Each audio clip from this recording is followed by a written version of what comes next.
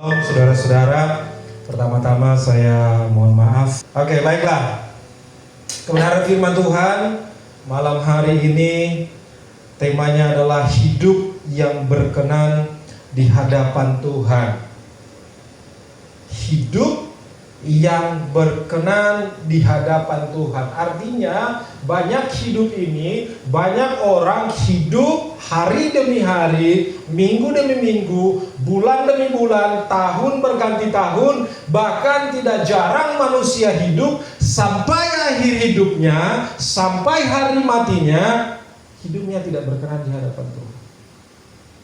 Oleh sebab itu, kita perlu belajar bagaimana itu hidup yang berkenan di hadapan Tuhan. Agar apa? Agar hidup kita betul-betul jadi hidup yang bermakna, jadi hidup yang berarti, hidup yang memuliakan nama Tuhan, hidup yang menyenangkan hati Tuhan. Ya kan? Hidup yang berkenan di hadapan Tuhan tidak selalu berbicara tentang prestasi. Hidup yang berkenan di hadapan Tuhan tidak selalu berbicara atau diinvestasikan dari hal-hal yang duniawi. Orang sering bilang kalau dia diberkati Tuhan, wah hidupnya berkenan di hadapan Tuhan. Kalau ia kaya raya, hidupnya berkenan di mata Tuhan. Kalau anaknya sukses, hidupnya berkenan di hadapan Tuhan. Kalau sekolahnya berhasil, hidupnya berkenan di hadapan Tuhan. Saya tidak bilang bukan itu salah satu ukuran atau indikator, tapi itu hanya bonus. Hidup yang berkenan di hadapan Tuhan bukan hanya berbicara hal-hal material, bukan hanya bicara hal-hal yang duniawi. Betul kan ya? Kita sering lihat orang, wah hidupnya luar biasa ya, berkenan di hadapan Tuhan, sehingga semua yang dia kerjakan berhasil. Semua yang disentuh tangannya menuakan, menghasilkan buah yang manis. Anak-anaknya berhasil sekolahnya semuanya. Dia pintar. Tidak salah. Tapi malam hari ini mari kita lihat dari seorang tokoh yang namanya Henokh. Tidak banyak diceritakan tentang Henokh. Tidak banyak ayat, tidak banyak pasal yang menceritakan tentang kehidupan Henokh. Singkat-singkat saja. Hanya beberapa ayat tentang kehidupan Henokh. Tapi kehidupan yang singkat yang dicatat dalam Alkitab, ada sesuatu makna yang besar, ada sesuatu yang spektakuler. Dia bukan seorang yang sukses digambarkan secara materi. Dia bukan seorang tokoh yang membuat mujizat yang besar. Dia bukan seorang nabi yang besar. Dia bukan seorang raja yang memerintah yang luar biasa. Dia bukan seorang hakim. Tapi mari kita lihat. Kita akan belajar malam hari ini.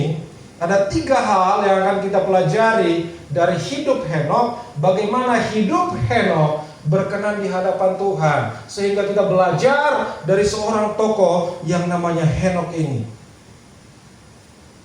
Ya kan? Kalau orang yang berkenan di hadapan orang lain, kalau manusia yang berkenan di hadapan orang lain, apa aja yang dia lakukan? Banyak yang ikuti. Kan? Namanya berkenan, namanya suka, namanya senang, namanya ngefans. Mari kita lihat. Yang pertama, hidup yang berkenan di hadapan Tuhan artinya hidup yang berjalan bersama dengan Tuhan. Amin. Hidup yang berkenan di hadapan Tuhan artinya hidup kita harus berjalan bersama dengan Tuhan. Ya kan?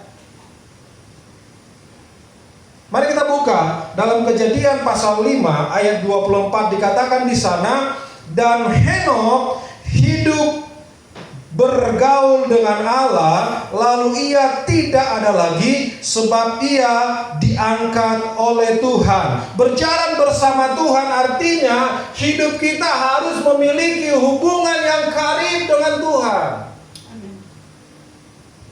Ya kan?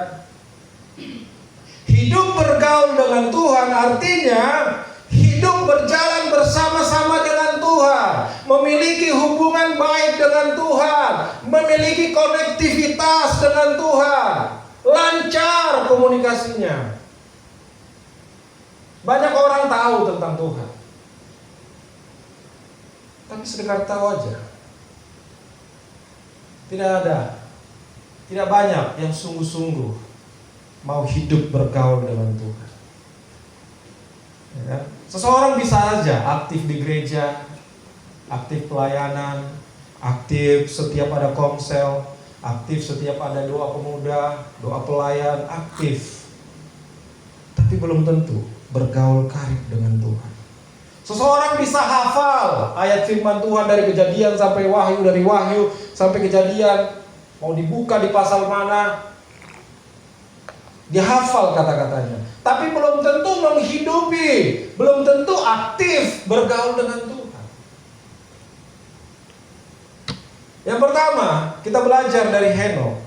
Alkitab mencatat bahwa hidup yang berkenan di hadapan Tuhan adalah hidup yang bergaul dengan Allah. Dikatakan di sini, dan Henokh hidup bergaul dengan Allah, lalu ia tidak ada lagi sebab ia telah diangkat oleh Allah. Kalau kita baca dari pasal 5 ini, ya kan, kita akan melihat silsilah dari Adam sampai kepada Henokh, semuanya dicatat di sana. Lalu ia mati, lalu ia mati, lalu ia mati, lalu ia mati, lalu ia mati. Tapi ketika di Henokh tidak dikatakan ia mati. Tidak dicatat di sana, inilah riwayat Henokh lalu dia mati umur sekian, tapi dikatakan di sana sebab ia telah diangkat oleh Allah.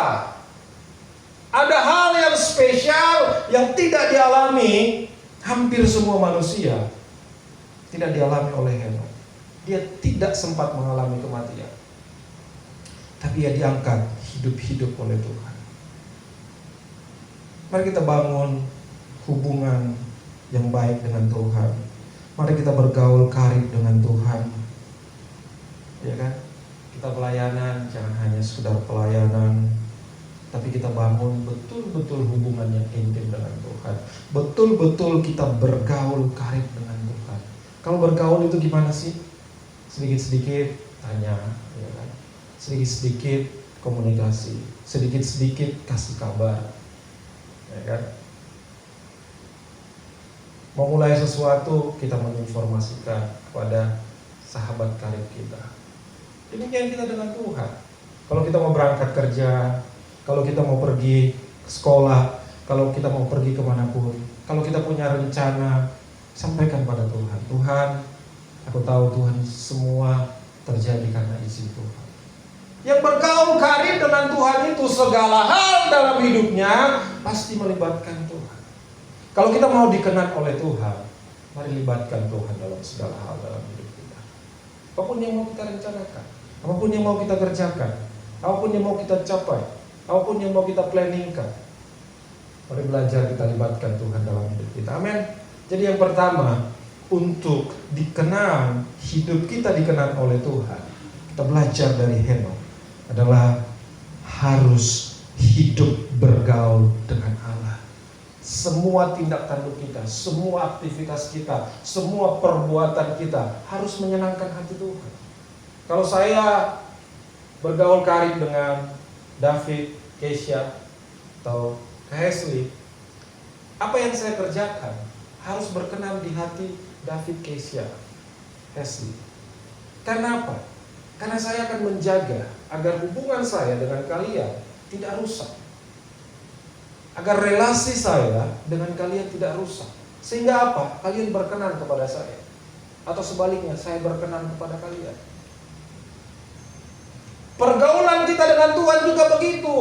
Kalau kita sudah bergaul karib dengan Tuhan, bergaul baik dengan Tuhan, perbuatan kita, tingkah laku kita, keseharian kita dari bangun tidur, tidur lagi, bangun lagi, begitu aja terus sehari-harinya, kita akan memikirkan hal-hal yang menyenangkan hati Tuhan.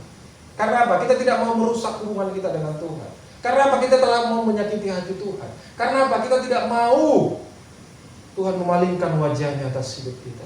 Karena kita tidak mau kehadiran Tuhan dalam hidup kita tergantikan dengan hal-hal yang lain. Karena kita tidak mau merusak relasi kita dengan Tuhan. Amin. Bergaullah karib dengan Tuhan. Bergaullah baik dengan Tuhan. Kita maintain hubungan kita dengan Tuhan. Dengan cara apa?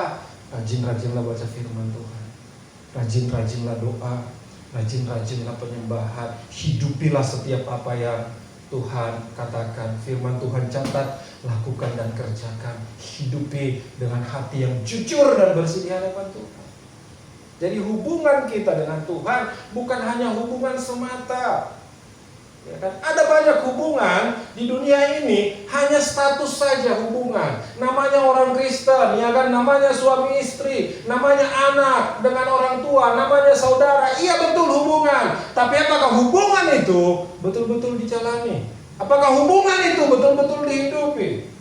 Jangan sampai hubungan kita dengan Tuhan, kita status sebagai Kristen, kita status sebagai anak hamba Tuhan, kita status sebagai pelayan Tuhan, kita status sebagai apapun, tapi itu tinggal status. Karena apa? Hubungan kita tidak kita maintain, tidak kita kelola, tidak kita rawat, tidak kita siram, tidak kita perbaiki. Beda dengan Ayub, dengan Henok. Ia bergaul dengan Tuhan. Ia tidak ada lagi sebab ia telah diangkat oleh Tuhan. Kalau kita punya waktu untuk hal-hal lain, kalau kita punya waktu untuk mengasah skill kita, kalau kita punya waktu untuk mempersiapkan masa depan kita, kalau kita punya waktu untuk membangun bisnis kita, kalau kita punya waktu untuk pekerjaan kita, kalau kita punya waktu untuk apapun, jangan lupa kita harus juga investasikan waktu kita untuk membangun hubungan kita yang baik dengan Tuhan. Amin. Karena hidup ini sementara, kawan. Hidup kita tidak lama. Kita mencatat 70 tahun, 80 tahun. Yang ada hanya kesakitan, hanya penderitaan. Kita tidak membawa apapun. Saya tidak bilang jangan kejar dunia, jangan bekerja keras. Saya tidak bilang begitu. Tapi jangan lupakan bahwa membangun hubungan dengan Tuhan adalah yang utama dan terutama. Amin. Bangunlah hubungan dengan Tuhan. Yang kedua, kita akan belajar. Yang kedua, malam hari ini kita akan belajar. Kita lihat, kita naik sedikit ayat yang ke-22 dikatakan di sana. Dan Henok hidup bergaul dengan Allah selama 300 tahun lagi setelah ia memperanakan Metusala dan ia memperanakan anak-anak lelaki dan perempuan. Artinya apa? Yang kedua, untuk hidup yang berkenan di hadapan Tuhan, hidup yang dikenal oleh Tuhan adalah hidup yang setia dari hari ke hari, dari minggu ke minggu, dari bulan ke bulan, dari tahun ke tahun, bahkan seumur hidup kita. Alkitab mencatat dengan jelas, dan Henok bergaul dengan Allah selama 300 tahun. 300 tahun bukan angka yang kecil, ya kan? 300 tahun bukan hal yang sebentar. Artinya apa? Kita perlu setia di hadapan Tuhan, bukan hanya memulai dengan Tuhan, memulai dengan semangat, memulai dengan berapi-api, memulai dengan bergairah, tapi harus terus jalani dengan kesetiaan, dengan hidup benar, dengan hidup kudus.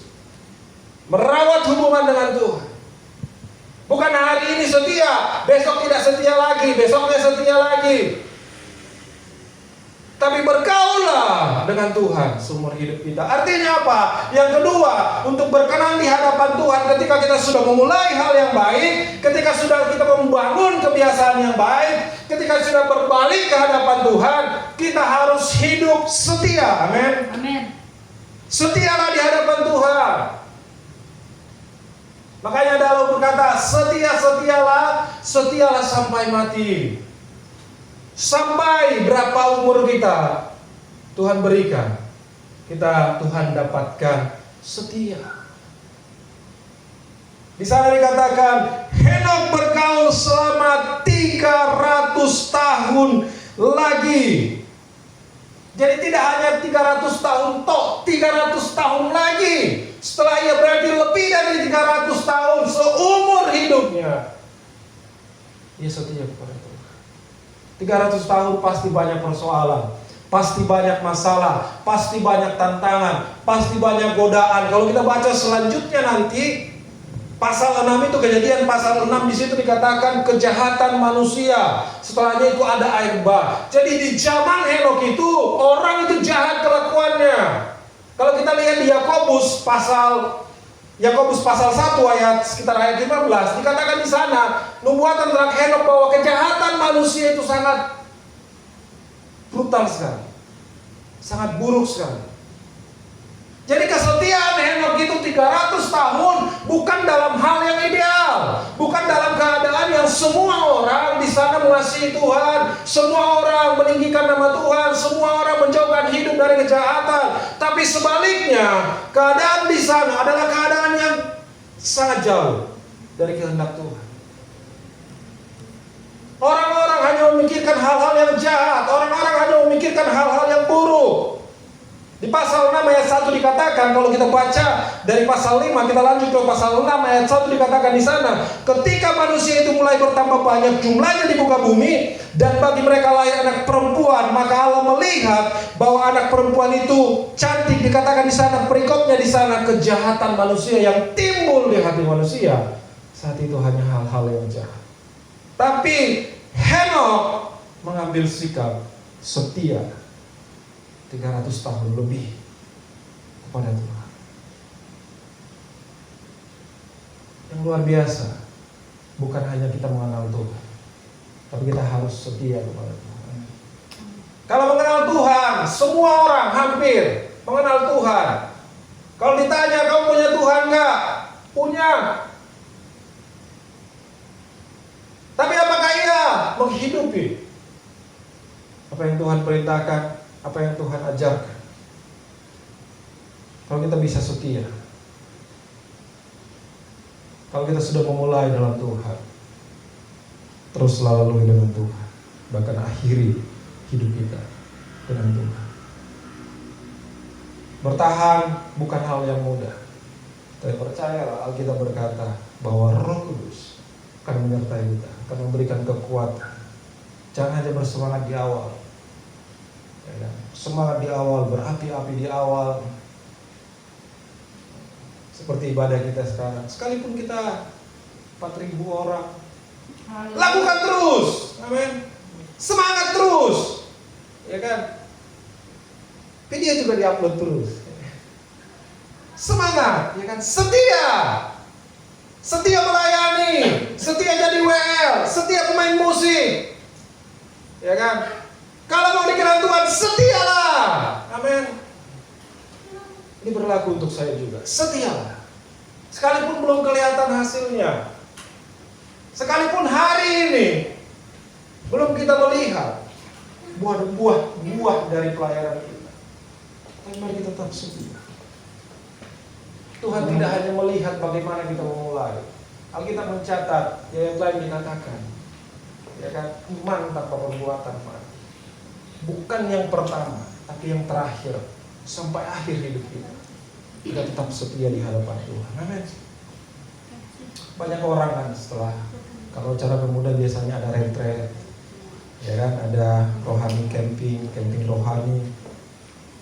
Habis dari PA, wah ada semangat, mau memulai, jalani 1 minggu, semangat, jalani 2 minggu, semangat, jalani 1 bulan, sudah mulai kendor, 1 tahun, udah gak pernah muncul lagi.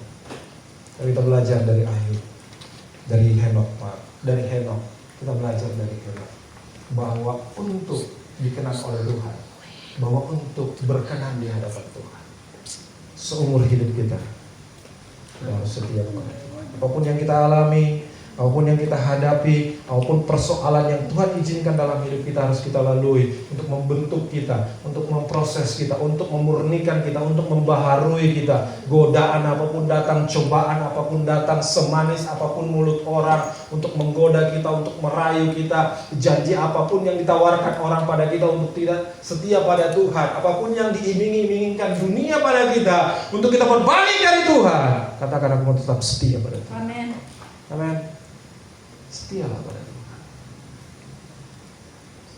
Sebab orang yang setia yang akan mendapatkan mahkota kehidupan kelak. Amin. Rajinlah berdoa, setialah berdoa. Sekalipun bangun pagi itu susah, paksakan aja terus. Awal-awalnya sulit, tapi nanti ketika kamu membiasakan diri, kamu akan menikmati lawatan Tuhan, cemahan Tuhan. Membaca Alkitab rutin setiap hari, awalnya sulit. Merenungkan firman Tuhan setiap hari, awalnya sulit. Pujian penyembahan awalnya sulit. Tapi ketika kau menikmatinya, ketika kau menyadari bahwa segala sesuatu, makanya Alkitab mencatat, Rasul Paulus mencatat, hal yang badani itu terbatas, latihan badani terbatas gunanya, tapi ibadah itu mengandung janji baik untuk hidup ini dan untuk hidup yang akan datang. Amin. Jadi setelah kita bergaul karib dengan Tuhan, pergaulan kita teruskan seumur hidup kita. Jadi yang kedua, setelah kita bergaul karib dengan Tuhan, kita harus setia di hadapan Tuhan seumur hidup kita, agar kita dikenal oleh Tuhan. Amin. Yang terakhir, setelah kita hidup bergaul karib dengan Tuhan, kita buka dalam Ibrani pasal yang ke-11 ayat yang ke-6. Tidak usah banyak poinnya, agar kita mudah mengingat dan melakukannya dalam hidup kita. Amin. Ibrani pasal yang ke-11 ayat yang mulai ayat yang ke-5. Karena iman Henokh terangkat supaya ia tidak mengalami kematian dan ia tidak ditemukan karena Allah telah mengangkatnya. Sebab ia terangkat, ia memperoleh kesaksian bahwa ia berkenan kepada Allah. Alkitab mencatat, sesuai dengan tema kita, Alkitab mencatat Henokh memperoleh kesaksian bahwa ia berkenan di hadapan Tuhan.